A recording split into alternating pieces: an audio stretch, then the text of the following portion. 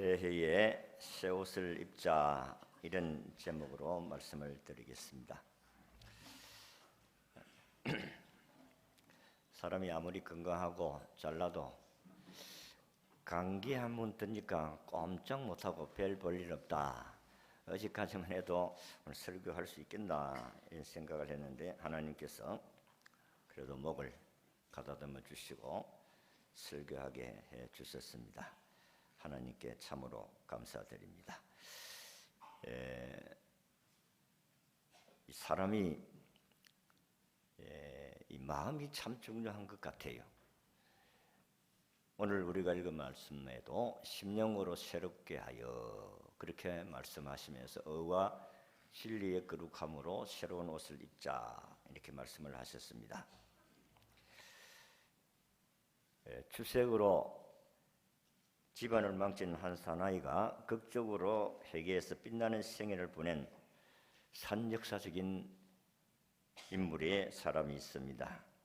그분이 세계적인 문호 빅토르 위고입니다.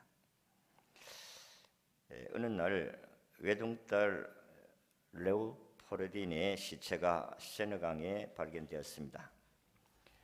그 딸 시신 옆에는 아버지의 심한 외도와 가움, 거기에 준일러 사는 비참한 엄마 때문에 살 의욕을 잃었다는 그런 뉴스가 함께 자기 딸이 세느강에서 발견됩니다. 빅토르 위고는 이것을 나를 향하신 하나님의 심판이다 그렇게 외치면서 반성하고 완전히 새 사람이 되었습니다. 나중에는 공무원이 되어서 헌신적으로 일한 결과 프랑스 교육부 장관까지 지내고 프랑스 국민의 국기인 3세기의 유공자가 되기도 했습니다. 독실한 신앙생활을 하면서 그의 문학도 더욱 깊어갔습니다. 한 사람의 회개는 자신과 세계를 바꿔놓는 이런 역사를 일으켜내었다. 이 사람뿐만 아니라 예수를 영접하고 새롭게 인생을 사는 사람들이 수없이 많습니다. 근데 예수 없이 살다가 인생을 망친 사람도 수없이 많고 예수 만나서 새롭게 된 사람도 수없이 많습니다. 미국의 무디 부흥사는 회개라는 것은 꽃병 속에 넣은 주먹과 같다 그랬습니다. 아가리가 좁은 꽃병 안에서 주먹을 움켜쥐면 손을 뺄 수 없다는 것입니다. 아프리카에 원숭이를 잡으려고 하면 병이 좁은 목병에다가 바나나를 넣어 놓으면 거기에 원숭이를 잡을 수가 있다. 원숭이는 잡았다면 놓치지를 못하니까. 그래서 바나나를 짚고 손을 빼려고 하니까 뺄 수가 없어서 잡힌다는 것입니다. 우리 인생도 해결하는 것은 다 내려놓아야 되는데 돈, 명예, 권력 그리고 잘못된 옛 생활의 습성들 이런 거 다 내려놓아야 되는데 고집스럽게 그거 가지고 있으면 우리는 참된 어려운 삶을 살아갈 수가 없다는 것입니다. 주먹에 손을 비운 열린 손이 해결하고 했습니다. 그러므로 옛사람의 옷을 벗는 행위가 해결하고 하면 예수 그리스도를 마음에 모시고 사는 것이 예수의 새로운 옷을 입고 사는 행위라 그랬습니다. 예수님을 믿는 행위가 예수님의 옷을 입는 행위와 같다는 것입니다. 오늘 아침에는 이 새 첫 시간에 옛사람의 옷을 벗는 것과 새사람의 옷을 입는 의미를 말씀드리고자 합니다. 자, 새해는 새 옷을 입고 기분 좋게 즐겁게 출발합시다. 한번 따라하겠습니다. 새해는 새 옷을 입고 기분 좋게 기쁘게 출발합시다. 아멘. 자, 우리가 새 옷을 입으려고 하면 헌옷을 벗어야 됩니다. 옛사람의 옷을 벗어야 되는데, 옛사람의 옷이라는 것은 오늘 22절의 말씀같이 너희는 유혹의 욕심을 따라 썩어져가는 구습을 따르는 옛사람을 벗어버리고 라고 했습니다. 우리가 옛사람의 옷을 벗는 얘기는 유혹의 욕심을 버리는 것이다 했습니다. 그래서 우리는 예수 그리스도의 의로운 옷을 입으려고 하면 이 더러운 옷은 벗어야 새 옷을 갈아입을 수가 있다는 것입니다. 우리 성경에 보면 누가복음 15장에 탕자가 아버지를 떠나갈 때에 떠날 때는 깨끗한 옷, 새 옷이었습니다. 그러나 세상에 나가 사는 동안에 방탕으로 더러워진 옷이 되었습니다. 나중에 거짓골이 되어서 우리 간의 옆에 사는 불쌍한 존재가 됩니다. 그러나 아버지께로 돌아오니까 아버지는 세상죄로 더러워진 옷을 벗기고 목욕을 시키고 새 옷을 입히고 가락지를 끼우고 새 신발을 끼우고 잔치를 벌였다 그랬습니다. 우리는 새 사람의 옷을 입기 위해서 먼저 옛 사람의 옷을 벗어버려야 된다고 했는데, 우리가 하나님을 떠나면 어떤 심정이 되는가를 오늘 17절에서 19절에 아주 자세하게 설명을 하고 있습니다. 우리는 하나님을 떠나면 17절의 말씀같이 허망한 마음이 된다. 마음이 텅 비게 된다. 그런 말씀입니다. 탕자가 아버지 집을 떠나서 자유롭게 마음껏 먹고 마시고 쾌락을 즐기고 살았지만은 나중에 남는 것은 허망. 이 공허함을 이길 수가 없었다. 허망이라는 것은 텅 비고 헛되고 목적이 없는 것이라는 뜻을 가지고 있습니다. 사람들이 자신들의 마음에서 하나님을 몰아낼 때에 그 마음은 텅 비게 된다. 먹을 것이 있고 입을 것이 있고 그리고 권세가 있는데도 불구하고 마음이 허전한 겁니다. 그러니까 인생을 더 살 수가 없다고 해서 인생을 마치는 사람들이 참 많습니다. 공허한 마음에 세상의 것들로 채우기 시작하면 그때부터는 인생이 끝난 것입니다. 이것을 가르쳐서 오늘 옛사람이다 그랬습니다. 예수 믿기 전에 우리의 삶이다 하는 것입니다. 그래서 공허한 마음에 술을 마신다고 해서 그 텅 빈 마음이 채워지는 것이 아니다. 두 번째는 옛사람은 하나님을 떠난 사람인데 하나님을 떠나면 점점 총명이 어두워진다 그랬습니다. 총명하다는 것은 파악하고 이해하고 인식한다는 것입니다. 그게 없어져 버린다. 이해하는 것도 파악하는 것도 인식하는 것도 점점 잊어버리고 어두워진다는 것은 볼 수 없다는 것입니다. 이 총명이 없어져 버리는 거예요. 하나님을 떠난 결과 하나님 말씀의 빛이 그 마음에 사라짐으로 말미암아 진리에서 점점점 멀어지고 영적 세계에서 무지해지고 깨달음이 사라집니다. 그리고 옛사람은 굳어짐으로 하나님의 생명에서 떠나 있도다. 하나님을 떠난 인생은 마음이 굳어져서 하나님의 생명에 떠나 있다. 마침내 영적으로 병들기 시작하고 그 마음이 굳어진다. 한마디로 말해 죽은 영적 상태에 이르게 된다는 것입니다. 이 사람이 몸에 병이 들어서 굳어지면 더 이상 생명의 가능성은 없습니다. 제가 농촌에서, 여기도 농촌이지만은 그보다 더 농촌 산골에서 목회를 할 때에 경화가 와서 간암으로 돌아가셨는데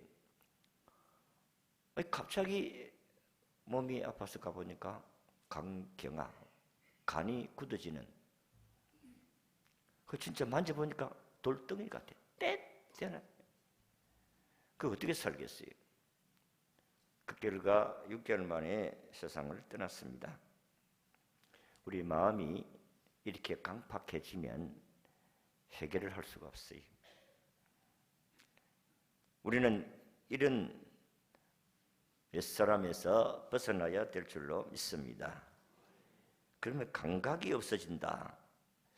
마음으로 죄악으로 병들고 굳어졌으니 한마디로 말해서 양심에 가책이 없고 감각이 없다는 것은 죄를 지어도 부끄러울 줄 모릅니다. 죄에 대한 분별과 감각이 둔해집니다. 노아 당시에 사람들이 이와 같았다는 것입니다. 양심에 감각이 없어져 버렸어요. 홍수 심판이 온다고 해도 별로 대수롭게 생각을 했습니다. 일주일 후에는 비가 내려서 심판한다. 아무도 안 믿었습니다. 일주일 후에 온다고 해도 안 믿었다. 소돔과 고모라가 망할 때 롯의 하나님의 계시를 받고 사이들에게 야 불로 심판한단다. 떠나자. 그 하나님 말씀을 농담으로 여겼다고 했습니다. 이 시대가 그런 시대가 아닌지 모르겠습니다. 양심에 감각이 없어요. 죄를 지어도 부끄러울 줄 모릅니다. 그래서 물로 심판하고 불로 심판하게 되었다 했습니다. 하나님을 떠난 옛사람은 자신을 방탕에 방임한다. 양심의 가책이 사라지니까 죄에 대해서 무서운 것이 없습니다. 그러므로 자신을 유욕적인 삶에 맡겨버립니다. 육신의 정욕과 안목의 정욕과 이생의 자랑에 따라 살도록 방임해버려. 모르겠다. 될 대로 되라. 요즘은 얼마나 시대가 발전됐는가 하면 사람이 비행기를 타고 안 가도 드론으로 해가지고 사람 죽이는. 이란에 보니까 그 총사령관이 드론을 통해서 폭파해가지고 죽인 것으로 어제 아침에 신문을 통해서 봤는데, 요즘 사람이 손을 안 대도 기계가 폭격을 해서 사람을 죽인다. 이게 얼마나 과학이 발달된 시대입니까? 김정은이가 핵을 가지고 들이받다가는 한 방에 날아갈 수가 있어요. 큰 소리 치면 안 돼요. 우리는 다 별 볼 일 없는 사람입니다. 옛사람, 하나님이 없는 사람. 더러운 것을 욕심으로 행합니다. 욕심이라는 것은 탐욕과 탐심인데, 더 많이 소유하려고 하는 지나친 욕망, 가졌는데 더 가지고 싶은 욕망, 다시 말하면 욕망의 노예 상태, 허구한 날 이런 욕심에 끌려다니는 동물적인 상태를 말합니다. 하나님을 떠난 결과 결국 이런 밑바닥에서 내려온 인생의 삶은 하나님께 대적하는 행위를 범할 수밖에 없다 하는 것입니다. 하나님을 대적하는 사람치고 제대로 되는 사람이 있습니까? 성경에 보십시오. 성경의 역사를 쭉 보면 하나님을 대적한 사람은 한 사람도 그냥 두지를 않았습니다. 나라든 개인이든 하나님을 대적하는 행위를 해서는 안 될 줄로 믿습니다. 말이라고 해서 함부로 하면 안 돼요. 하나님께서 오늘도 우리의 삶을 살피시고 계신다. 죄를 지어도 지금 아무런 징계가 안 일어났다고 해서 괜찮네. 그렇게 하다가 보면 여러분들이 양심이 굳어지는 겁니다. 죄를 지어도 괜찮다. 아니올시다. 죄를 지어도 괜찮은 게 아니올시다. 죄를 지으면 반드시 망합니다. 죄의 싹은 사망입니다. 그렇기 때문에 우리는 죄에 대해서 아주 민감해야 될 줄로 믿습니다. 옛날에는 근데 이래만 안 되는데, 그런데 지금은 담대하다. 그러면 여러분의 마음이 굳어져 가고 있다는 것을 아셔야 됩니다. 옛날에는 저는 그랬어요.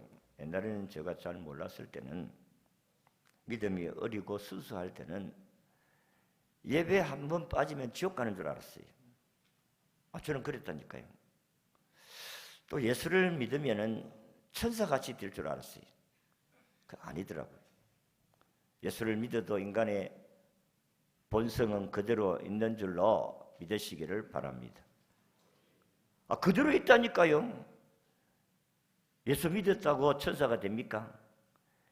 인간의 더러운 본성은 그대로 있다는 거예요. 그게 은혜를 받았을 때는 그게 잠잠하지만은 은혜 떠나면 별 볼 일 없습니다. 2020년 새해는 큰 은혜, 큰 복을 받기를 원하신다면 옛사람인 헛된 욕망, 죄의 습관을 가감하게 버리시기를 바랍니다. 첫 단추를 잘 끼우라고 했는데 우리 장로님 기도한 것 같이 첫 예배, 이거 참 중요합니다. 주일날 예배에 첫 예배에 참석한 거 참으로 중요한 거예요. 이 첫 예배를 잘 드리면 1년 52주 예배를 잘 드리게 될 줄로 믿습니다. 그래서 이 예배를 드리기 위해서는 급한 일 안 생겨져야 되고 건강해야 되고, 우리 장로님 오늘 기도를 잘 하셨는데 건강해야 예배에 참석할 수 있고, 또 큰일이 안 생겨져야 예배에 참석할 수 있고, 그 큰일은 주일날 안 생겨져야 됩니다. 부모가 돌아가셨다든지 아프다든지 그러면 주일을 지킬 수가 없지 않습니까? 어쨌든 우리가 살아온 삶의 가운데서 이 습관적으로 잘못된 부분이 있을 수가 있어요. 이건 예수 믿기 전에 내가 했던 행위인데 이건 좀 버려야 되겠다. 버려야 숏을 입어요. 그 더러운 거 가지고 있으면 은혜를 못 받는다니까요. 자, 두 번째, 옛사람의 옷을 벗어버리면 새 옷을 입어야 되는데 24절에 23절을 보니까 오직 심령이 새롭게 되어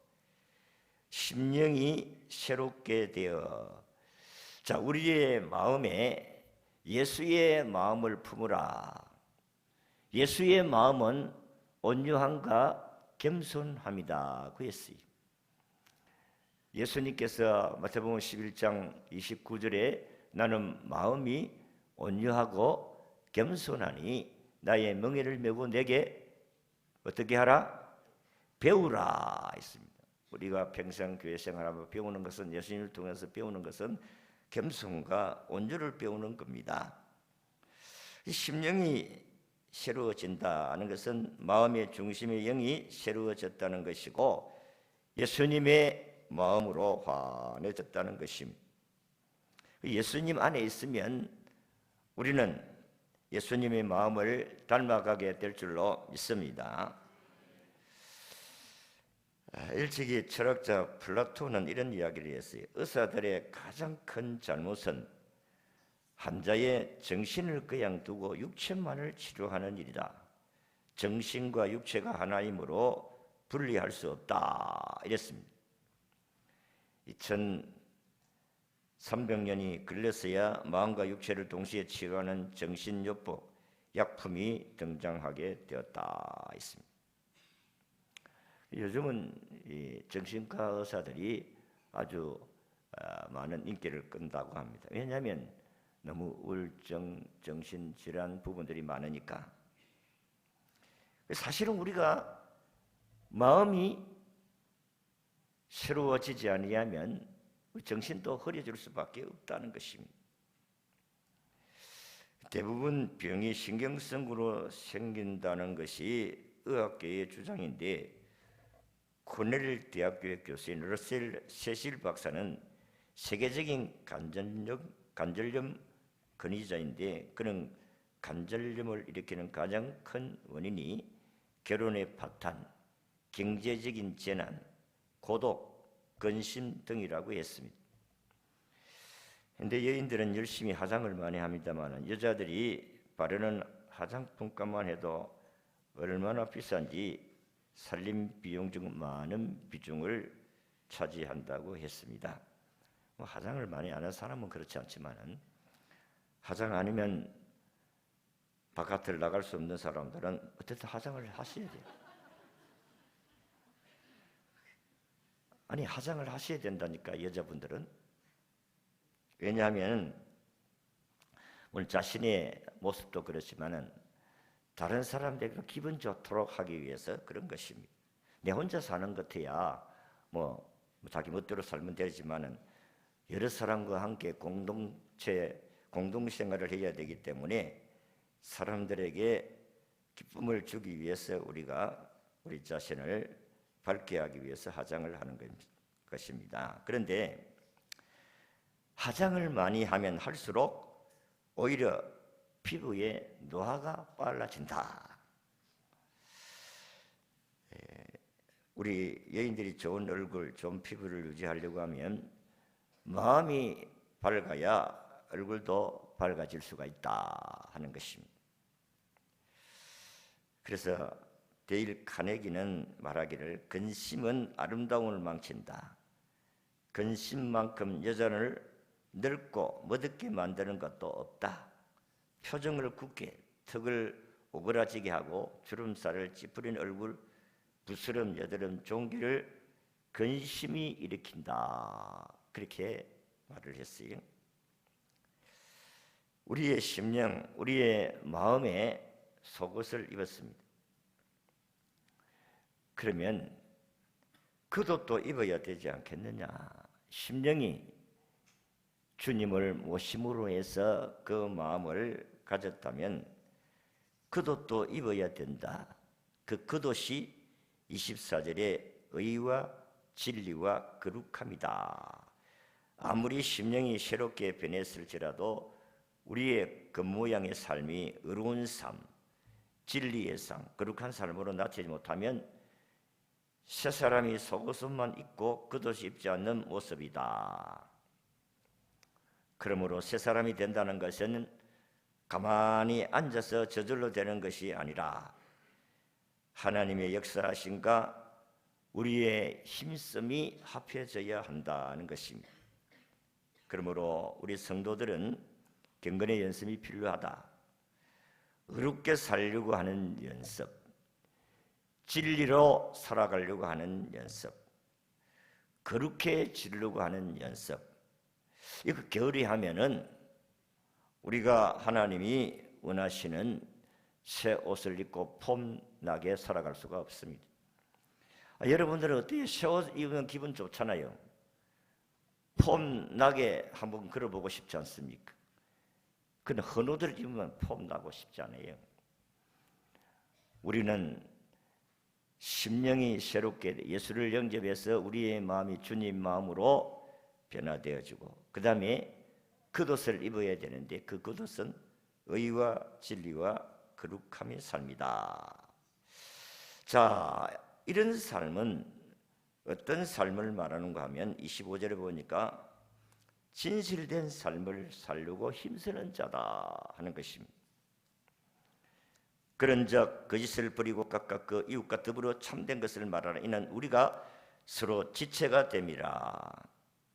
사단은 거짓말의 압입니다. 우리는 하나님의 자녀이기 때문에 거짓과 상관이 없는 삶을 살도록 하셔야 된다. 여러분들도 살다가 보면 거짓말을 한 번씩 하시지요. 네. 정직한 사람입니다. 근데 엉큼하게 안 한 것 같이 말 안 하는 사람들은, 그런 사람들은 정직하지 못한 사람이 거짓말을 하면서 한다 그러면 예, 그렇게 해야 그게 정직하지. 나는 지금까지 살아오면서 거짓말 한 번도 안 했다 이런 사람은 진짜 거짓말쟁이입니다. 내가 지금 손해가 있다 하더라도 진실을 하려고 힘써야 합니다. 힘을 써야 돼. 이거는 애를 써야 됩니다. 미국의 유명한 템플 대학의 러셀 코엘 박사가 백만장자가 될 수 있었던 요인들이 무엇인가를 알아보기 위해서 백만장자 600명을 조사를 했다고 합니다. 결론은 그들은 모두가 정직한 사람들이었다. 미국의 백만장자 된 사람들을 조사를 했더니 정직한 사람이었다는 것입니다. 한 번 말한 것은 꼭 지키고, 빚을 꼭 갚으면, 빚을 졌으면 꼭 갚고, 빌린 책이 있으면 돌려주고, 솔직하고 정직했다는 것입니다. 진실은 하나님의 모습이고 모든 덕의 기초입니다. 그러므로 하나님은 어떤 손해가 올지라도 진실을 하려고 힘쓰는 자를 도와주십니다. 그리고 의와 거룩과 진실함으로 옷을 입으려고 하면 자기의 혈기를 다스리는데 힘써야 한다. 26절, 27절로 읽지는 않았지만 분을 내어도 죄를 짓지 말고 해가 지도록 분을 품지 말고 마귀에게 틈을 주지 말라. 마귀는 분을 이용해서 성도들의 거룩한 삶을 깨트린다는 사실을 여러분 기억하셔야 됩니다. 분을 내면 죄를 짓기가 쉽습니다. 그래서 하나님의 뜻을 이루지 못한다고 했습니다.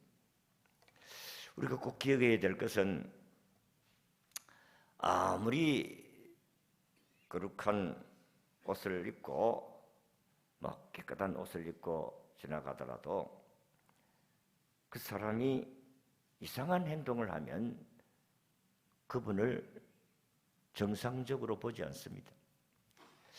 옛날에 저 강북동에서 가는데 아주 키도 크고 인물도 좋고 이쁜 아가씨인데 가다가 넘어져가지고 막 거품 부글부글 그러고 아이고 이 사람들이 막 가서 간질병 환자에 간질병 환자.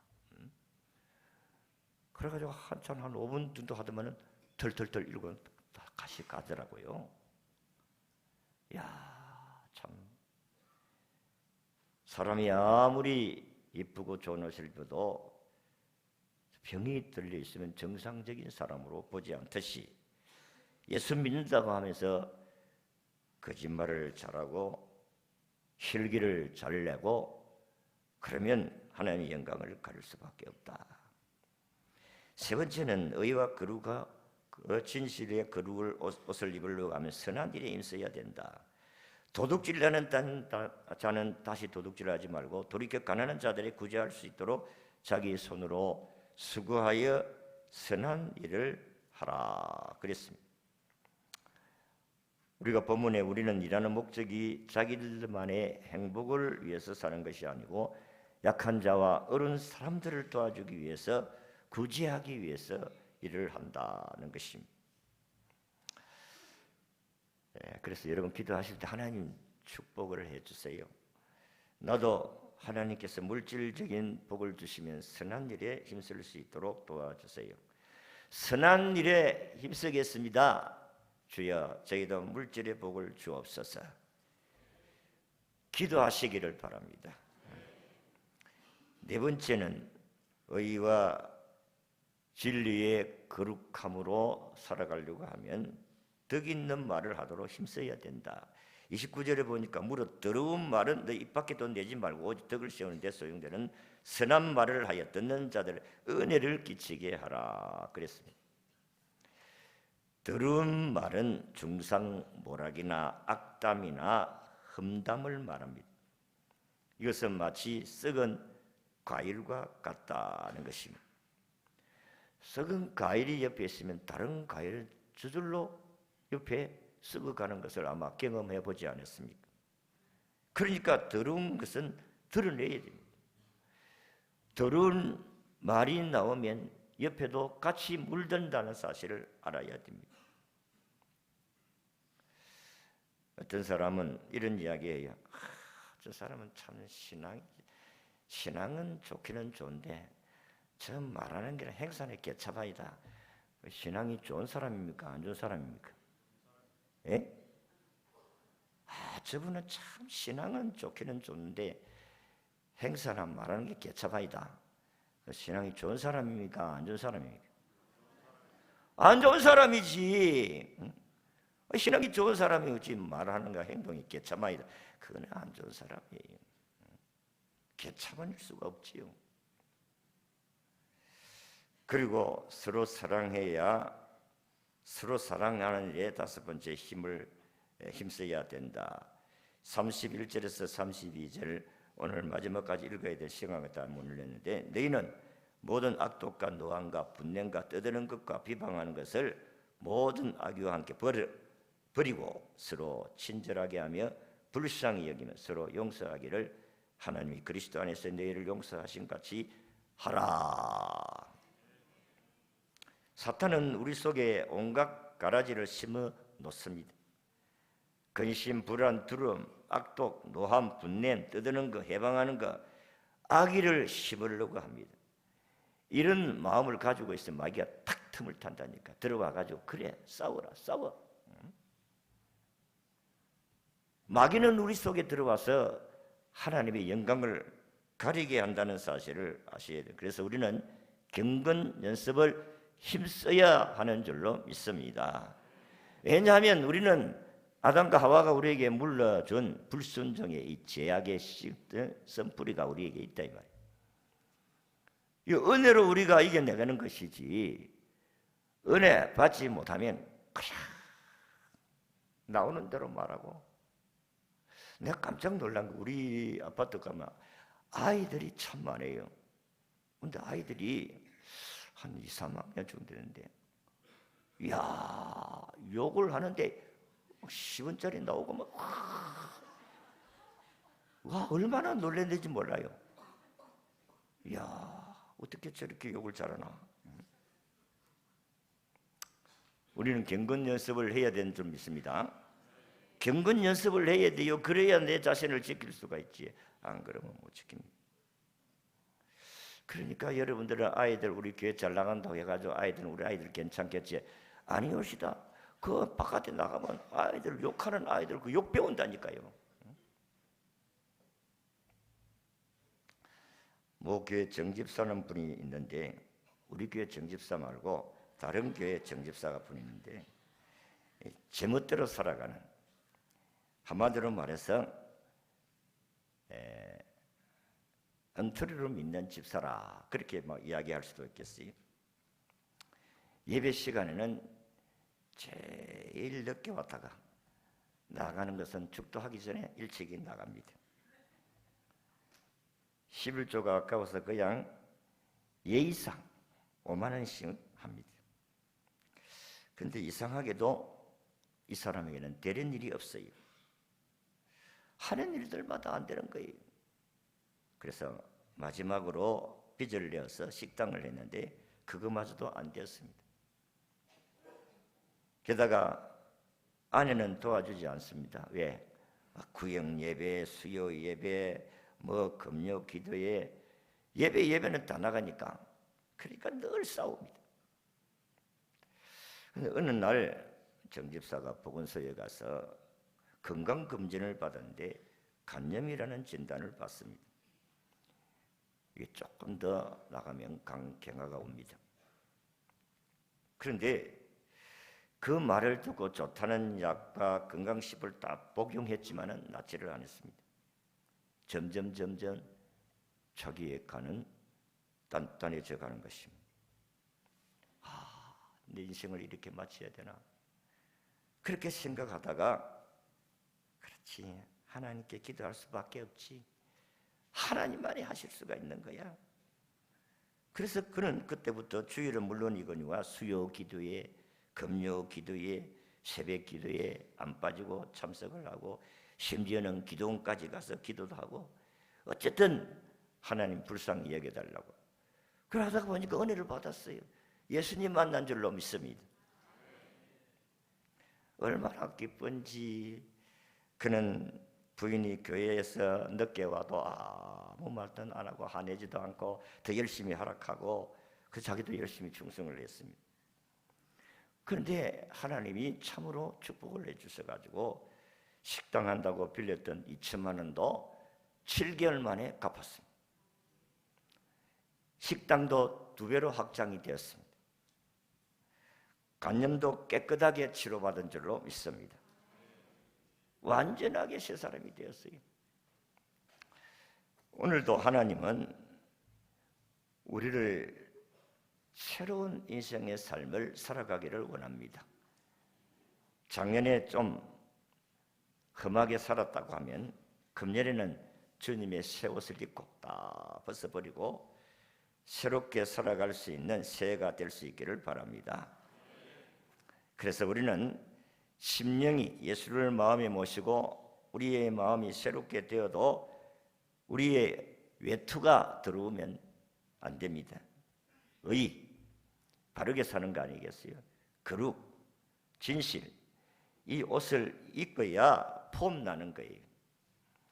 자, 의와 거룩과 진실함으로 살려고 하면 어떤 일에 힘써야 되느냐? 진실된 삶을 살려고 힘써야 되고 자기 혈기를 다스리고 조절하도록 힘써야 되고 선한 일에 힘써야 되고 덕 있는 말을 하도록 힘써야 되고 서로 사랑하는 일에 힘써서 새로운 옷을 입고 폼나게 신바람 나게 살아가는 복된 한 해가 되시기를 진심으로 바랍니다.